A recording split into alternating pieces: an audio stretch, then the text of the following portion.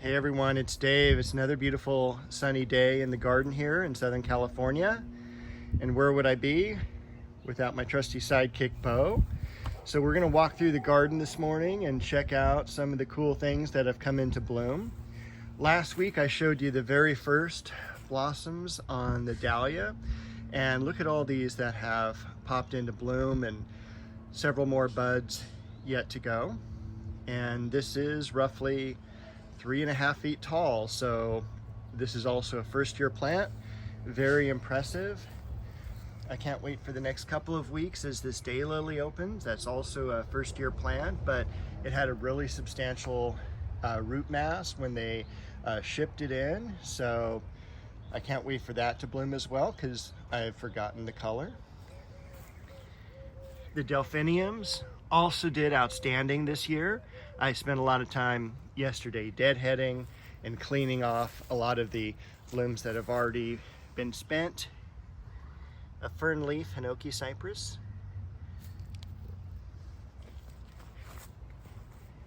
Oh, some of the tomatoes also. We got to see those are beginning to ripen.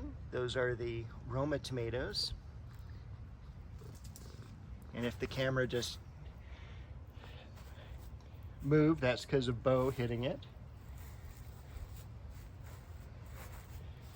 I'll show you a new hemlock I got this week as well, but this one I put in earlier on this year. The Scaviola, really one of the high points of the garden. I'm hoping these Peruvian daffodils will also bloom this year. Good sized bulbs on them when I planted them.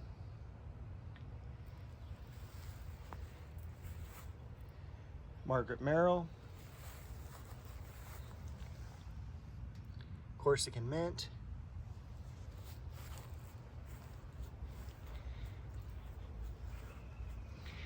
And take a look at that lily that has just opened. I did pull the stamens off. The first thing you should do when a lily comes into bloom is to pull the stamens off, because that way the flower doesn't get pollinated and it will last much, much longer. You'll do that with Easter lilies, anything like that. Rio Samba. The Scaviola I planted in the fall. I've still got a couple blooms left on the Philadelphus here. And that's what the plant ended up looking like. First time planting that.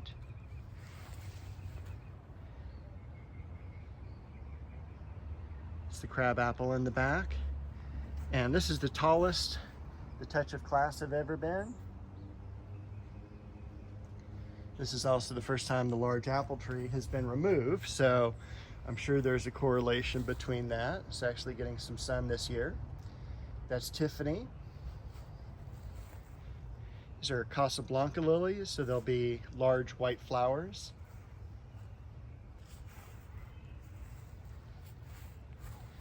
Still have a little more pansies blooming. And I can't wait for that to be open next week. They're double pink, very, very fragrant. And look at the tree lily over here. That's about ready to open in the next day or two. And also a really cool dragonfly. I did get out to the garden a little bit, pulled out a whole bunch of weeds and cut back a lot of the roses that have been spent. You can definitely see that with the Queen Elizabeth here, and also the Lynn Anderson. Because of the water restrictions, we have to water at the end of the day, at night, and we're getting some rust now on these plants. Unfortunately, that's just the way it's going to have to be. But one way to prevent rust is air circulation. And by cutting back a lot of the plants, getting more air circulation around them, it does cut down on the rust. Of course, what would cut down on the rust the most is watering in the morning rather than the evening. Even Bo agrees. Got a few more blooms left on the catmint.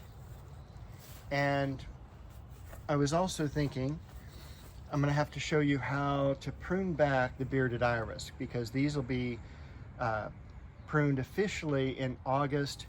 I may do some in the next week or so, just to show you how it's done. It's very easy. When you're basically looking at a stalk like that, all you're going to do is come in with scissors or pruners and just do a nice straight cut right across, and you can't make a mistake. So that's always a nice thing. Let's see, what else do I want to show you today? Got just a few more. Foxglove kind of hiding in the apricot tree, blooming, but all of them are pretty well done now for the season.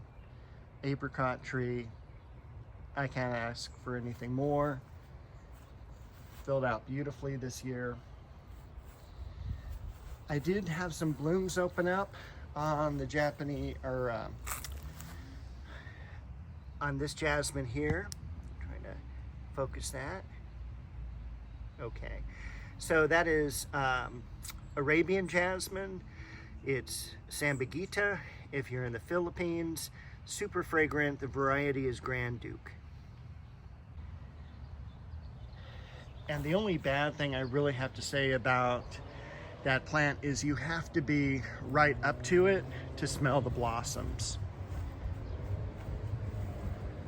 So there's not a whole lot else that happened this week. The dogwood is holding up nicely.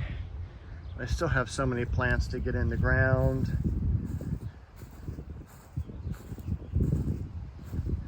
Still have so much to prune back.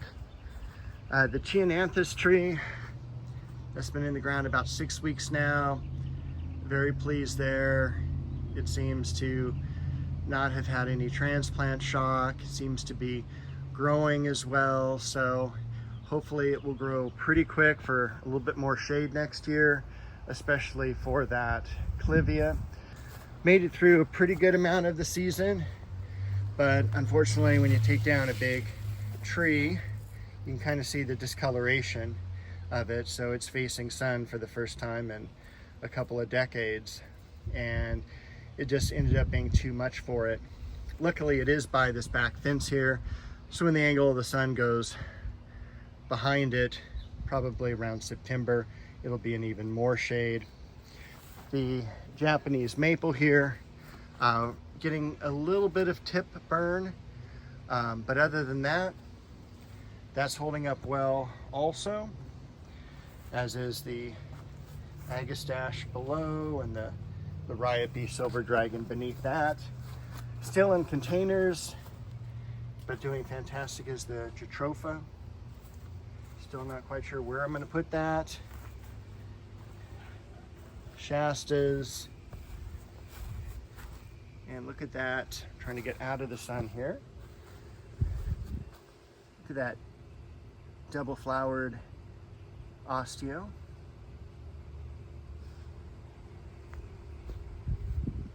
A little bit of blooms left on the Monarda. That is kind of a drawback with the Monarda, because unfortunately it is a very quick bloomer in the yard.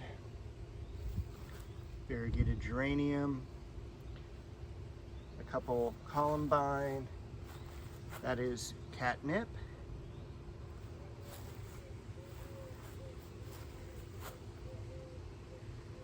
The Dahlia that's in the ground is really taking off with the warmer weather. Also the one in the container's not doing too bad. And I do need to get in, pull out a lot of this ivy that's growing in.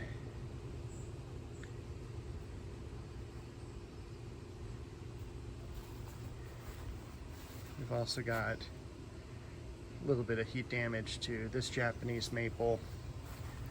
But look at that. Beautiful daylily bloom. More Shastas. And these are a couple of the plants I got this week. the Canadian hemlock off to the left, and then this is a cedar off to the right. So both of those would be great for bonsai. Both of them came from M&M Nursery. Isley Nursery is the grower of these really cool plants, and I think that is about all that I've got going on this week. I do have to get in, all the blooms are done now from the lavender, so I want to cut back those. And again, look at that Eugenia in the back. This has been there about 3 years. It's finally taken off. It is a dwarf Eugenia. I believe it's just compacta is the variety. Some society garlic in bloom. Bo again stalking us from across the yard. The magnolia also will be cut back. Not tremendously, but when you have like branches like this, those can be removed and just the overall shape left. Otherwise you're going to be doing excessive pruning during the winter. And of course the beautiful mandevilla, which is like always in bloom.